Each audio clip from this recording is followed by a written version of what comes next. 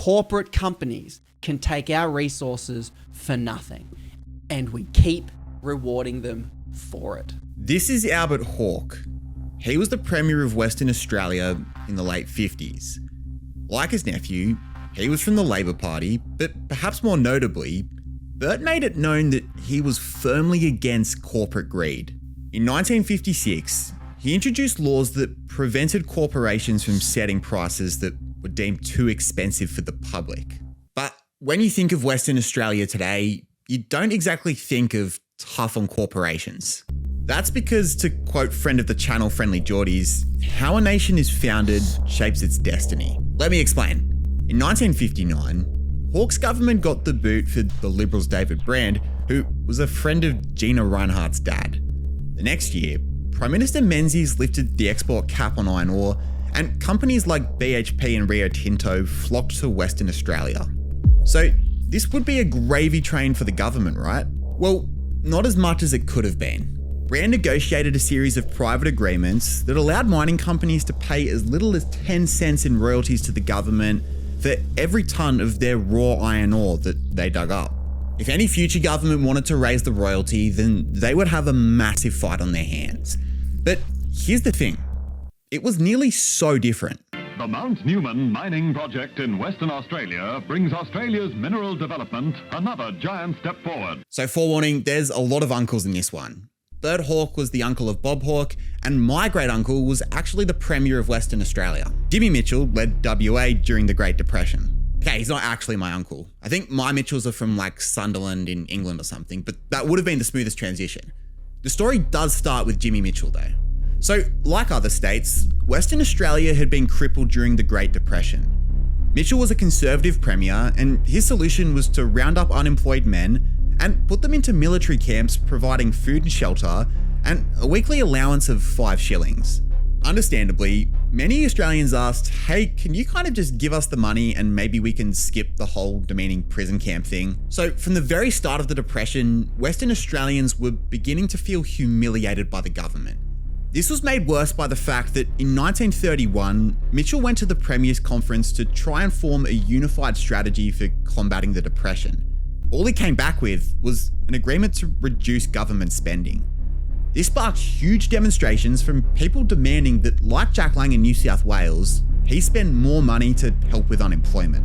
So, not a great start for Mitchell, but to make matters worse, a Western Australian Premier could never be seen as bowing down to Canberra.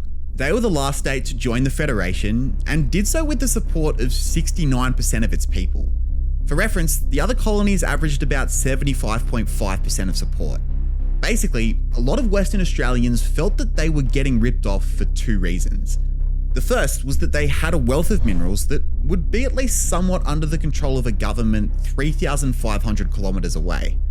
The second was that in Federation days, the governing party was the Protectionist Party. These guys advocated for tariffs, which were great for uncompetitive factories in Sydney and Melbourne because it forced Australians to buy their things, but this was terrible for primary exporters like farmers and miners who could actually compete overseas.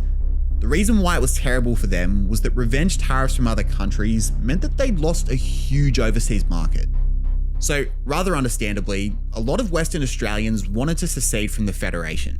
By the 1930s, the secessionists claimed that if they were not bound by Canberra's tariffs, they'd be £1,561,000 better off. When Mitchell returned from the Premier's Conference empty-handed, the secessionists now had a rallying cry that was stronger than ever. And to be honest, that actually kind of worked out okay for Mitchell. If Canberra was responsible for making the Depression worse, then that absolved him of any responsibility, and so he voiced his support for secession. In 1933, Mitchell called for an independence referendum to be completed at the same time as the state election. Interestingly, Labor opposed secession. They viewed themselves as a federal party, and to leave the union at its first hiccup would amount to treachery to their comrades. But there were 3 things that were fascinating about the 1933 election. Not that 1933 election, Western Australia's. The first was that the secession vote comfortably got up 66.23% to 33.77%. However, Michael Hussey still ended up playing for the Australian cricket team. So why didn't they end up seceding? Well, that's because despite being against secession, Labor won the election. Respecting the will of the people, they did submit a motion to Britain announcing their intention to secede from the Federation, but this was rejected, and as non-supporters of secession, Labor didn't really bother fighting it. But there was still one more really fascinating thing about this election. Mitchell lost his seat. You see, Mitchell represented this electorate right here, Northern. However, he suffered a 16.6% swing against him to a 32-year-old rising star in the Labor Party, Albert Hawke. Albert's nephew was just 3 years old, and on the eve of Bob's 21st, Uncle Bert had become the leader of Labor. So being the leader of WA has an added level of difficulty that the other states don't really have. And that's the fact that its people didn't really want to belong to Australia. Now, to be fair, by the 1950s, this was much less pronounced. An adopted Western Australian, Prime Minister John Curtin, had led Australia through World War II. When Darwin was bombed in 1942, WA really freaked out because they were an unfortified target. But the heroic actions of the Australian Defence Force prevented the prospect of an invasion.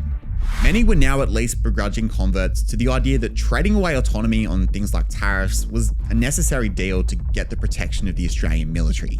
Still, the secession referendum was in living memory, and it always made for successful politics for someone in WA to rally against Canberra. And unfortunately, this really would be the Achilles heel of Uncle Bert. There's a revolution in Labor.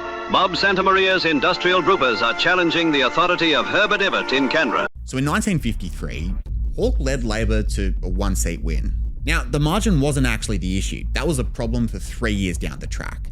The issue was what came the next year. Over in Canberra, Labor's Herbert Evatt was widely expected to beat Robert Menzies in the 1954 election.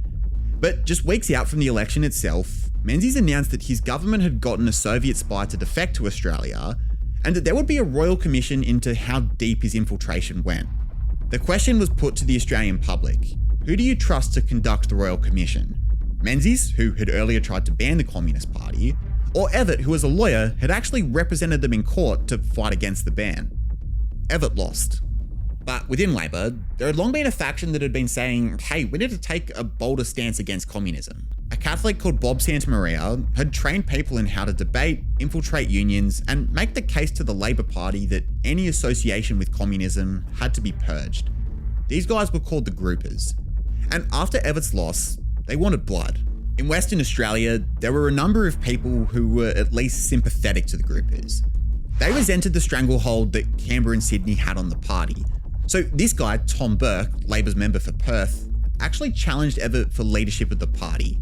He failed. But this represented a huge problem for Albert Hawke. His government could be a casualty of a Labor civil war. And that's what happened the next year. A select bunch of high-profile groupers were expelled from the party, but interestingly, Tom Burke wasn't one of those. However, Burke did say this about the expulsions.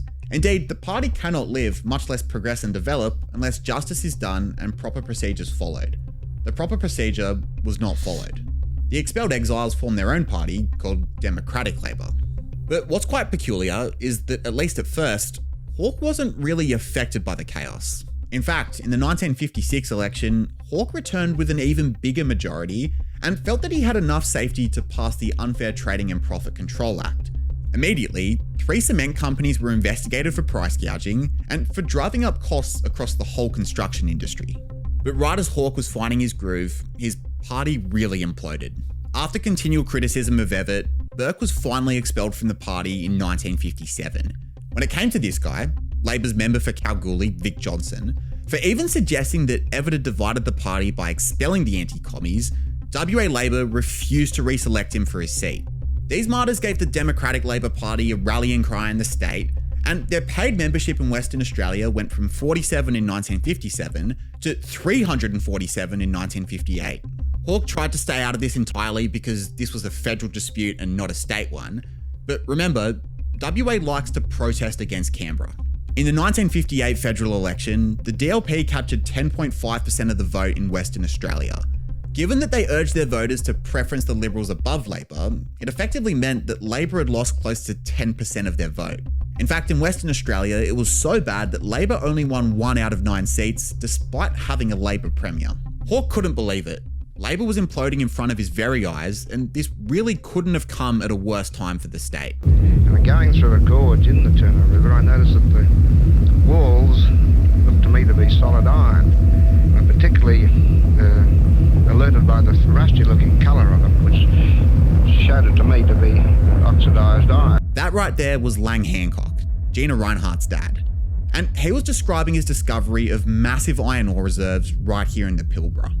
This was in 1952, where afterwards there was an agreement with BHP to build a steel mill and a smelter right down here in Kwinana. Now, many actually dispute Hancock's narrative, but I don't really care, it's not the point of the video. But given this was discovered as late as 1952, this only begged the question of what else had been missed up here in the Pilbara. I'll actually have another video at the end for you on that. During Hawke's time, more and more prospectors were circling the region, and with these new discoveries, Hancock was openly lobbying Menzies to drop the export embargo. His argument was that there was now no need for an embargo because Australia had more iron than they knew what to do with. In reality, what he wanted was access to a huge overseas market. By the late 1950s, the dropping of the embargo really could come at any time, and so Hawke wanted to be the premier who was there for it. Unfortunately, he had an election in 1959.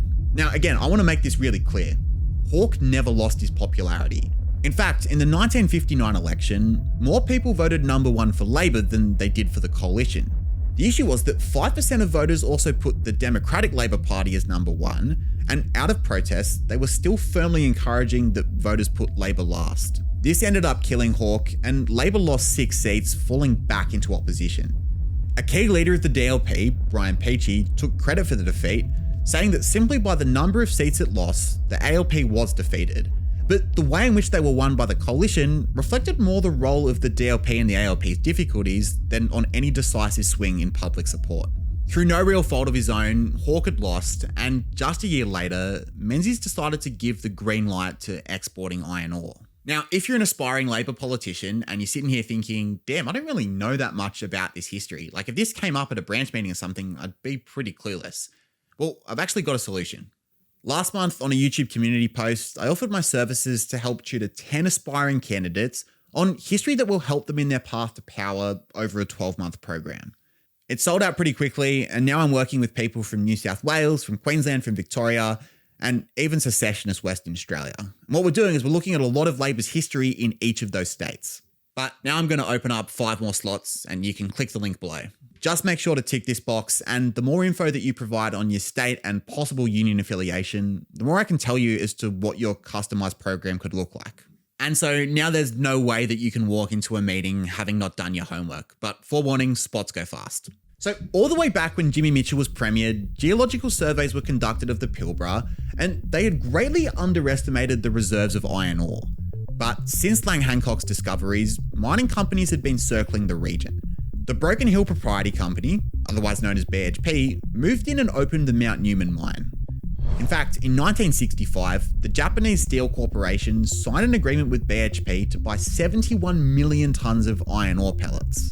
Now, this was hardly a bad outcome. An Australian business was booming, and through them, huge amounts of Japanese money was now entering the Australian economy. Sure, some rich people were profiting, but those rich people were at least Australians who could be taxed, and then that money could go and stimulate the surrounding economy.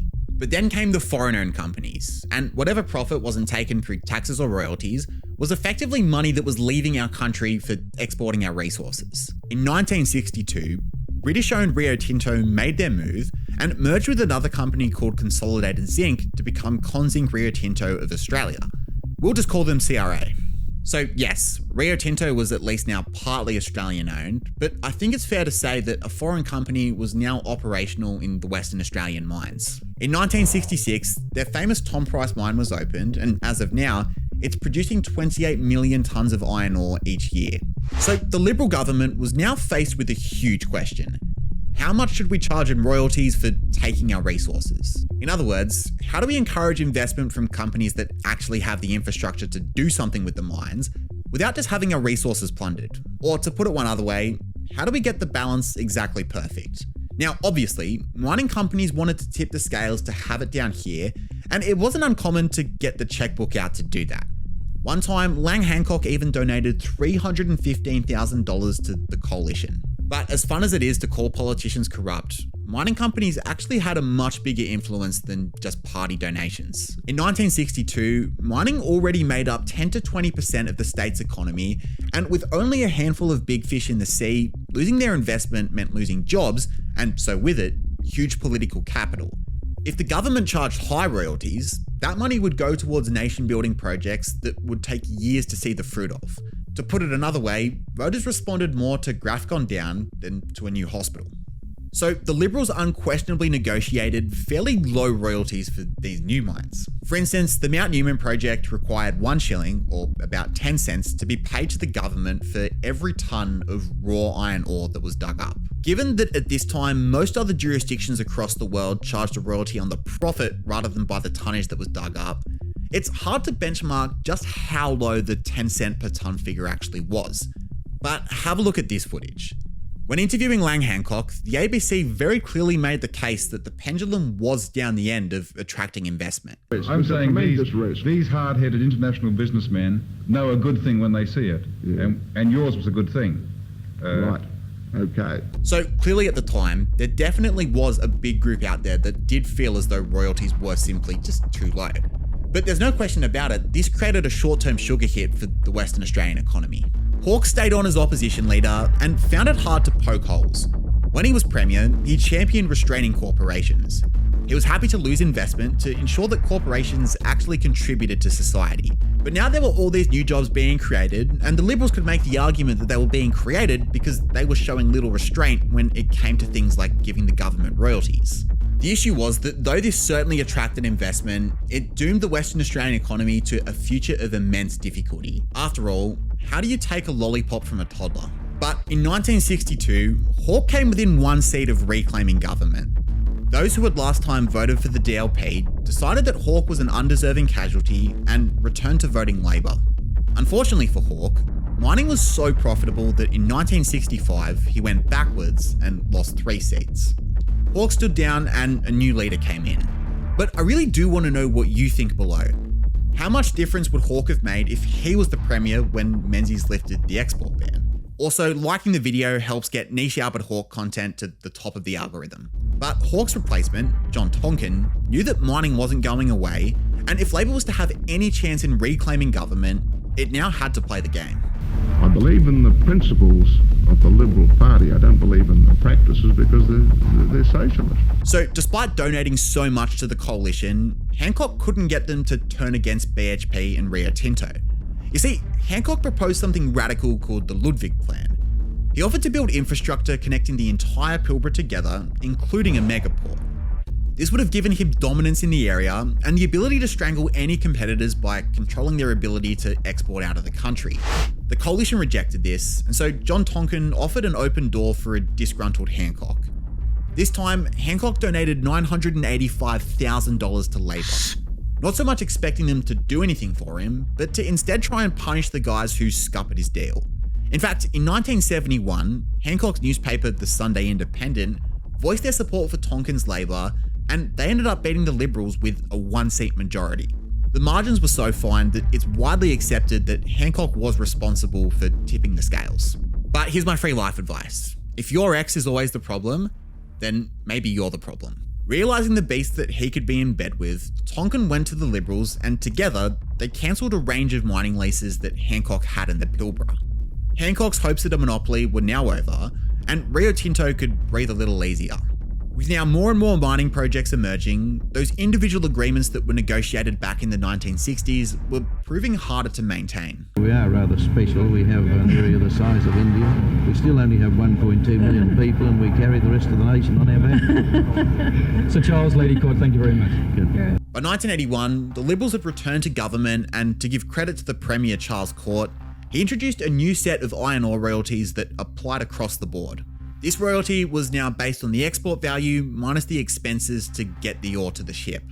It was 7.5% for unprocessed lumps, 5% for semi-processed fines, and then 2.5% for fully processed pellets. Though this was objectively a good reform, this was still at best average compared to other countries. For Western Australia, mining was a booming industry that dominated their economy. The message that was still being sent to corporations was, please don't pull your money out. But Court's 1981 royalties really set the pace, and they've rarely been altered since. And I don't really blame Court for not going any higher. By that point, the benchmark really had been set. And for every government that came afterwards, I totally get it. Picking that political fight would compromise everything else you're trying to do. I use the example of taking a lollipop from a toddler. But imagine if that toddler was so sophisticated that they could infiltrate a political party and could make life hell for the leader of that political party for daring to take away the lollipop. How a nation is founded shapes its destiny. What could have happened if federal Labor got their act together in the 1950s? What could have happened if Menzies lifted the export ban earlier? What could have happened if mining took off under the watch of Bert Hawke? I mean, maybe, just maybe, we might have been spared of some of those curses from the original sin. But by the 2000s, the game had slightly changed. A new guy called Clive Palmer had moved into the Pilbara, and now Hancock's legacy was being carried out by his daughter, Gina. In 2012, the Queensland LNP wanted to build a railway from the Galilee Coal Basin to Abbott Point for better exports. Both Palmer and Gina offered their services, and the government went for Gina. Palmer was so angry that he left the LNP to form his own party. This video right here covers Clive's story from being a hero of the National Party to trumpet of patriots. And even though he's won very few seats in his time, I'm going to surprise you by actually arguing that he still succeeded in getting what he really wanted.